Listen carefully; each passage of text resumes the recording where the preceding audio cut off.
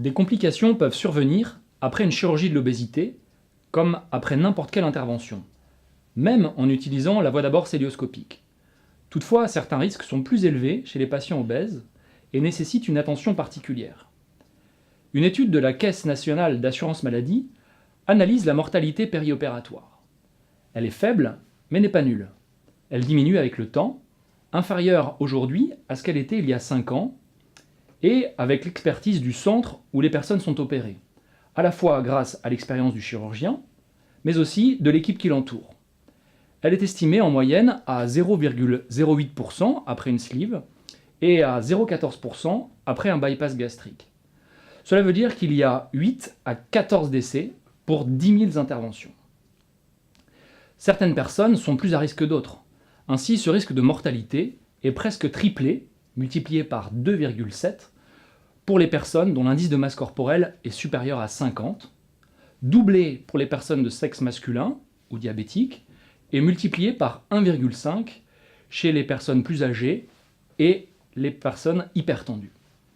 La nécessité d'une réintervention dans les 30 jours après l'intervention, pour une fistule ou une hémorragie, voire une occlusion intestinale, concerne 4,6% des sleeves réalisés en 2009 et 1,6% des bypass.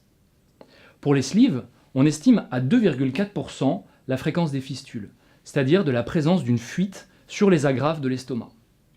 Les complications médicales qui ne demandent pas de réintervention sont les phlébites, les embolies pulmonaires, dont le risque est augmenté en chirurgie de l'obésité, les détresses respiratoires également, et les éventuelles infections.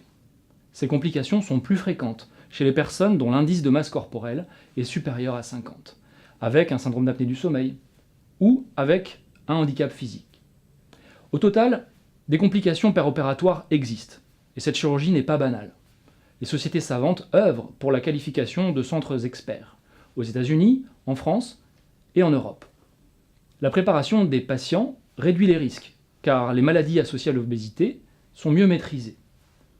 La surveillance post-opératoire est bien codifiée, avec des protocoles spécifiques, dits de fast track, pour réduire les complications.